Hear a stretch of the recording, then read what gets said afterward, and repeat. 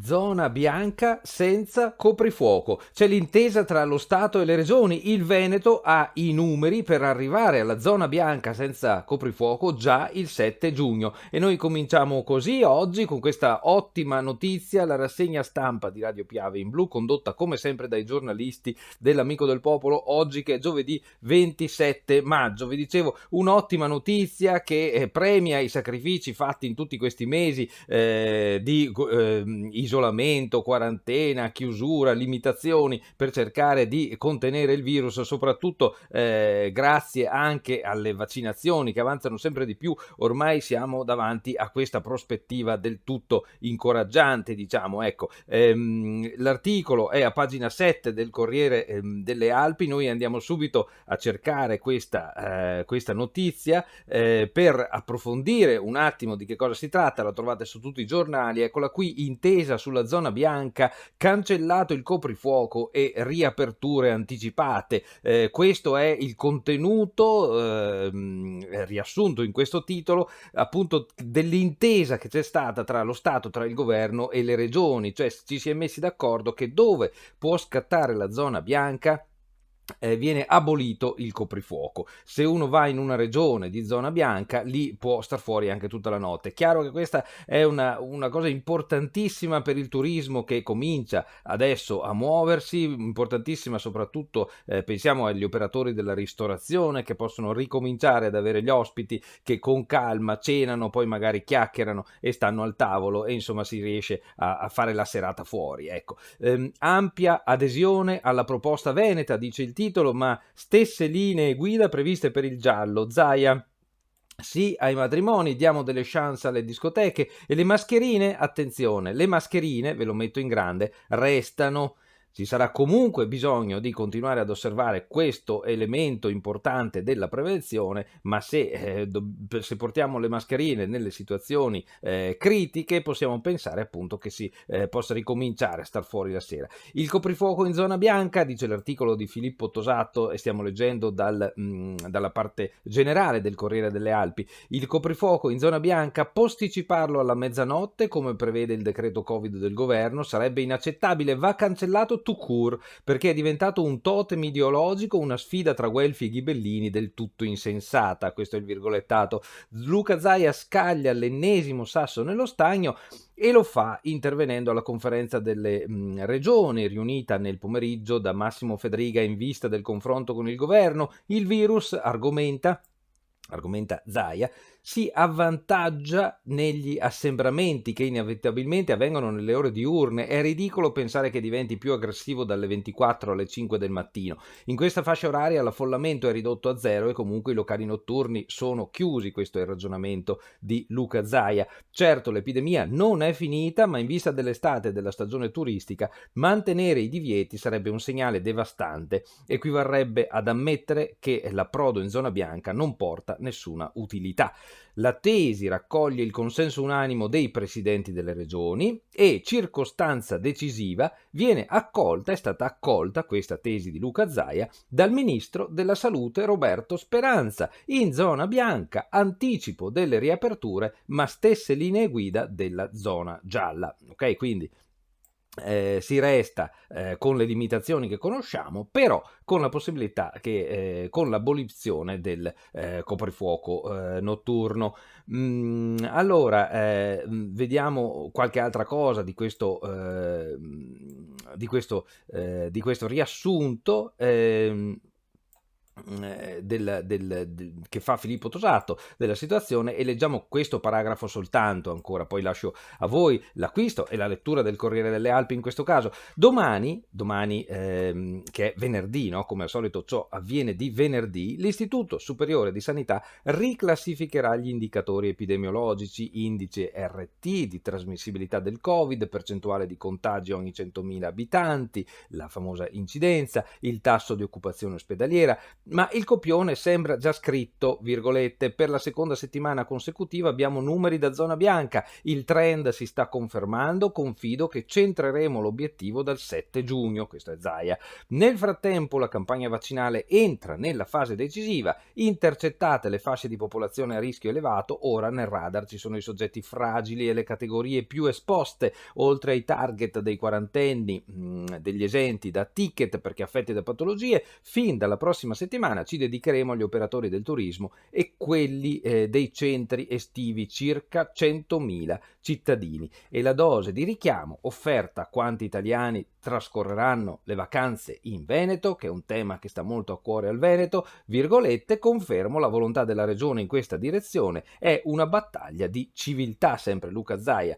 Il vero problema è la scarsità di vaccini. Lasciamo stare adesso questo tema, però avete capito che le notizie sono davvero buone e se i numeri continueranno ad essere quelli che vediamo in questi giorni c'è veramente la speranza che tra pochi giorni ci possa essere un allentamento importante delle misure. Sempre sulla prima del Corriere delle Alpi, in testa, sotto proprio il nome, sotto la testata, trovate questo titolo: vaccini con i medici di base, nuovo sprint nel bellunese. Ecco, si sta andando veloci, le vaccinazioni nella provincia di Belluno organizzate bene, sono andate meglio che nel resto del Veneto, quindi otteniamo risultati senz'altro buoni e adesso con l'aiuto dei medici di base si ha un'altra accelerata. Rendiamo noto intanto, se vi fosse sfuggito, che ci sono delle zone d'Italia, l'Alto Adige, la Lombardia, che già cominciano con le vaccinazioni libere sopra i 18 anni, cioè chiunque abbia, non in presenza di patologie particolari come adesso anche nel Veneto, no? Anche i giovani, insomma, sopra i 18 anni, in alcune zone d'Italia, ma verrà presto anche qui, possono già andare a vaccinarsi senza dover presentare certificati di esenzione o cose del genere. La fotografia di prima pagina in grande riguarda una persona che porta via un carrello pieno di neve da un tetto di un rifugio in montagna. L'immagine si riferisce al Pordoi e il titolo è questo: la testa a Stresa ma senza paura. Sopra il Pordoi si spala la neve. Questo perché? Perché tutto il mondo degli operatori delle funivie è ancora sconvolto dai fatti di Stresa e soprattutto da quello che si è venuti a sapere adesso, ieri era sui giornali, e cioè che la funivia è stata manomessa. Infatti il titolone grande della pagina è questo: funivia, manomessi i freni. Ecco perché è successo quel disastro con la morte di tutte quelle persone. La procura: erano staccati i freni da un mese. Tra gli arresti il gestore, il capo del servizio e il responsabile della manutenzione.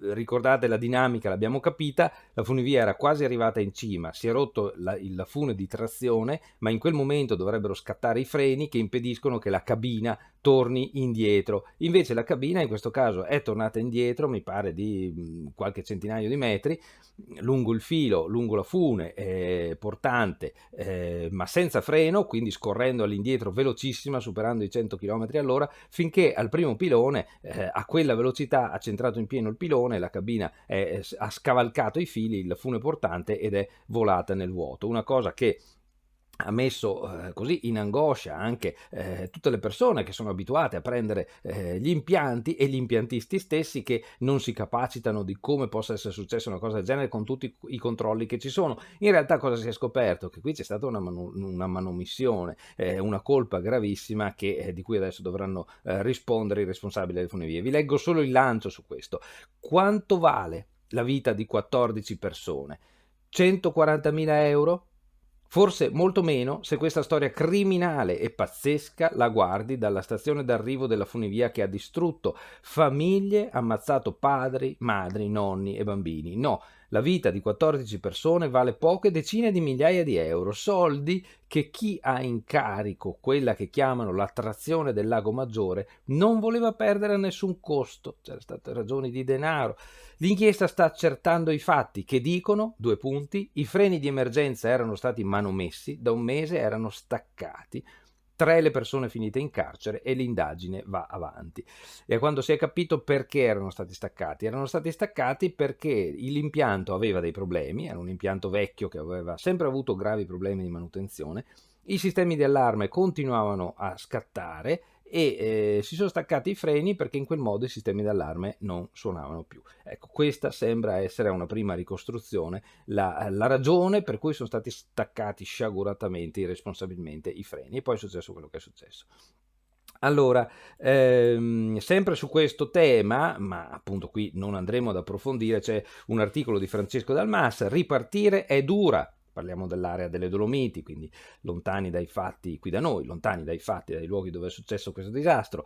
Rinviano Faloria e Lagazzuoi. Col Druscé invece apre. L'eco della tragedia e la neve in quota frenano gli impiantisti. In alcuni in alcuni casi hanno scelto di rinviare le aperture degli impianti. Minella avverte: ancora mancano le linee guida. Sapete che il Veneto aveva richiesto di poter accedere ad una deroga sui controlli, vista la situazione, la pandemia, eccetera, eccetera. Insomma, a questo punto è del tutto evidente che non ci sarà nessuna deroga, né ci sarà chi la chiede più, vista la pericolosità che si è dimostrata in questa situazione. Allora, gli altri titoli della prima del Corriere delle Alpi, poi passiamo subito al Gazzettino. Valbelluna, quindicenne sedotta dall'allenatore, l'uomo è nei guai. Tra i due, 30 anni di differenza. L'uomo portato in tribunale dalla madre della ragazza, l'accusa atti sessuali con minore. Sono cronache dal tribunale, che segue come sempre Gigi Sosso. I fatti non sono di oggi, ma ovviamente oggi si arriva alla discussione in aula. Allora, altre notizie da qui, parla la mamma di questa ragazza di Feltre, Samantha, che è in coma irreversibile. La sua vita, la sua non è vita, mia figlia Samantha non la vorrebbe, titolo in prima, che lancia poi l'approfondimento di Stefano De Barba, pagina 21. Belluno, maggioranza spaccata sul recupero urbano. Ieri c'è stato il consiglio comunale, Insieme per Belluno si astiene, De Pellegrin vota contro, mancata condivisione sulle scelte, e il sindaco Massaro si giustifica in qualche modo: i tempi sono stretti. L'ultimo titolo che leggiamo oggi riguarda Federico Stragà, che conosciamo bene, il cantante nostro bellunese, che è stato anche a Sanremo per 2 edizioni, nazionale cantanti delle delusioni anche per Stragà. Sapete che si parla in questi giorni delle discriminazioni che sono avvenute, che avvengono all'interno di questo sodalizio che di solito agisce per solidarietà. La dirigenza della Nazionale Cantanti non è nuova a gesti di discriminazione. Questa volta lo dice Federico Stragà, che a 7 anni dall'addio alla squadra non ha mai spiegato perché fece quella scelta, ma quanto successo ad Aurora Leone lo ha convinto ad aprirsi, e raccoglie l'intervista Irene Aliprandi del Corriere delle Alpi. Come vi dicevo, lasciamo adesso questo giornale per passare a dare uno sguardo al Gazzettino, che sul Nazionale apre con il titolone, anche qui sulle zone bianche, con questa sintesi: zone bianche, via il coprifuoco, accordo tra governo e regioni. In Friuli lo stop alle restrizioni dal 1° giugno, loro sono arrivati prima di noi, Veneto, a scendere sotto quota 50 dell'incidenza, quel grafico che vi proponiamo spesso noi dell'Amico del Popolo, no? Noi siamo attorno a 28-30, Belluno e il Veneto, quindi ampiamente sotto 50. Ecco, il Friuli è arrivato a questo risultato prima di noi, e quindi lo stop alle restrizioni scatta già dal 1° giugno, cioè da lunedì, mentre il Veneto dal lunedì successivo, cioè dal 7. Altro titolo, quello della foto della prima pagina: ho bloccato il freno per aprire la funivia, confessa il capo dell'impianto di risalita, e questo ha dato il via agli arresti, che poi sono stati 3. C'è anche la fotografia dell'ingranaggio. Io non saprei dirvi nulla di ciò che vedo nella foto per commentarla, se non che la fotografia ritrae, come dice la didascalia, il forchettone che disattiva il freno di emergenza. Nella cabina a terra accartocciata, sapete, il forchettone non si era staccato, era ancora lì dove qualcuno lo aveva messo, quel forchettone che appunto ha impedito al freno di azionarsi, e questo ha determinato la tragedia con la caduta della cabina della funivia. Una cosa incredibile. Allora, noi andiamo avanti a vedere, c'è ancora in prima anche oggi il caso di questa ragazza di Feltre, il caso Samantha, ragazza in coma, il padre, basta con l'accanimento, ecco insomma il tema. Questo tipo di tematiche sui giornali ottiene sempre molto spazio, si tratta di questioni delicatissime con molte implicazioni etiche che riguardano non solo questo caso, ma questioni più generali, quindi va trattato con tutta la delicatezza del caso, nel rispetto prima di tutto di chi soffre e di tante altre situazioni simili e anche insomma un po' del nostro senso etico generale che va preso in considerazione. Allora, noi continuiamo a scorrere e andiamo a cercare le notizie che riguardano Belluno, leggiamo questa giusto per informazione generale: vaccini, magazzini a secco e un taglio sulle forniture. L'allarme del Veneto dal 10 al 16 giugno ha annunciata una diminuzione di consegne e in Friuli le prenotazioni sono esaurite fino al 2. Zaia insiste, immunizzare anche i turisti, l'avevamo visto anche dall'altra parte, no? Sul Corriere delle Alpi. Allora, ci sono 2 pagine di approfondimento sulla funivia, sulla vicenda del Mottarone, le spine del centrodestra, Berlusconi più patologie, il PM chiede una perizia, l'allarme di Forza Italia, Milano processo Ruby, rinviato a settembre, la procura esclude possibilità di recupero. Nella villa di Arcore un vero e proprio ospedale, il Cavaliere è controllato a vista e questo, al di là insomma, del dispiacere quando si sa che una persona sta male, però gli consente anche di evitare i processi, le sedute di processo che adesso lo chiamerebbero per l'ennesima volta alla sbarra, chiamerebbero Berlusconi per l'ennesima volta a processo, questa volta per la vicenda della sua Ruby, la sua amica, con tutte le altre oggettine. Mi pare che siamo arrivati al no? Alla terza fase del processo. Il partito di Brugnaro, il sindaco di Venezia, ex Forza Italia, l'area è quella, ha già 25 deputati. Coraggio, cambiamo. Siglato l'atto costitutivo, aderiscono parlamentari di Forza Italia, Movimento 5 Stelle, Lega, Gruppo Misto e della formazione di Toti. Noi siamo inclusivi. Si vede che se ritiene di farlo vuol dire che Brugnaro vuol dire che ha verificato che ci sono i numeri per fare un nuovo soggetto politico. Quella non è più mia figlia, lasciatela morire in pace. Drammatico questo titolo. Il papà di Samantha da 6 mesi in coma irreversibile, carenza legislativa mostruosa, su di lei c'è un accanimento terapeutico, ha le capacità di un bambino di 1 mese. C'è anche un'intervista a Marco Cappato, sapete è stato in prima linea in questo tipo di vicende per aver accompagnato persone in Svizzera a fare al fine vita, insomma, diciamo così. Fine vita, la legge c'è, manca l'informazione. L'esponente dell'associazione Luca Coscioni, colpa del governo, può promuovere pubblicità. Progresso. Englaro autorizzato a chiedere la sospensione delle terapie sulla base delle dichiarazioni fatte da Eluana. Avevamo detto anche ieri, pesa sul caso di questa ragazza feltrina il fatto che lei non avesse mai rilasciato delle dichiarazioni scritte, quindi si va male a interpretare la sua volontà sulla base di quello che i familiari, i testimoni possono dichiarare. Accade a Padova, una segretaria scolastica sottrae 100.000 euro dalle casse dell'istituto, vabbè, insomma, non una bella storia. Queste sono le notizie che se avessimo un po' più di tempo mi piacerebbe approfondire, ma noi abbiamo una rassegna molto tarata su Belluno, però quello che sta succedendo in Africa, in varie parti dell'Africa, dovrebbe richiamare di più la nostra attenzione. Qui l'approfondimento sul Sudan è scontro tra bande, Zennaro. Perché accendiamo i riflettori su questo? Perché c'è un veneto che è stato liberato, poi riarrestato, che è in mano insomma alle bande che si scontrano in Sudan e diciamo che al di là della vicenda di questa persona che ci dispiace molto dover raccontare, ci sono questioni più generali in Africa che avremo bisogno di seguire con maggiore attenzione noi occidentali per un dovere etico, ma anche sicuramente perché l'Africa ha bisogno davvero che la comunità internazionale l'aiuti a superare i problemi enormi che l'affliggono. Reddito col trucco: scoperti in 57 dalle auto di lusso ai beni immobili non dichiarati avrebbero percepito il sussidio non avendo i requisiti. Le indagini sono state condotte dagli 007 dell'INPS. Ora lo Stato cercherà di recuperare 200.000 euro. È il titolone di apertura del Gazzettino nel fascicolo di oggi di Belluno.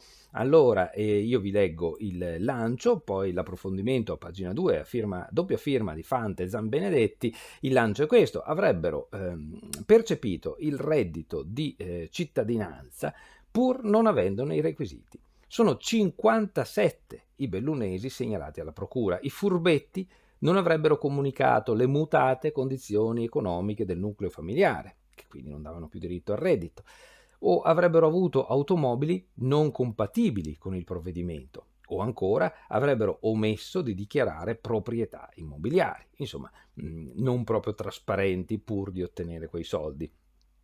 Nel mirino anche 12 persone che avrebbero percepito indebitamente l'assegno sociale. Secondo la ricostruzione degli 007 dell'INPS, guidati dal direttore Marco De Sabbata, non so come si metta l'accento, l'erario potrà recuperare 200.000 euro. Agordo, la nuova sede dell'istituto all'Unione, sta prendendo forma il punto INPS di Agordo, la notizia incastrata nell'altra perché sempre di INPS parliamo, in sostituzione degli attuali uffici di via Cesare Battisti. Troverà ospitalità nei locali dell'Unione Montana Agordina. L'agenzia territoriale di Agordo sarà trasformata in un moderno punto INPS. La vicenda di Samantha, eccolo qui il titolo, poi il papà di Samantha pronto a lottare perché trovi la pace, l'appello di Giorgio Dinca alle autorità: mia figlia è in coma, non accanitevi. Al pago, maltrattamenti all'ex compagna, patteggia 2 anni. Violenze sessuali, maltrattamenti, pugni, calci, sputi, soffocamenti nei confronti dell'ex compagna, un 42enne al Pagotto, ha patteggiato 2 anni.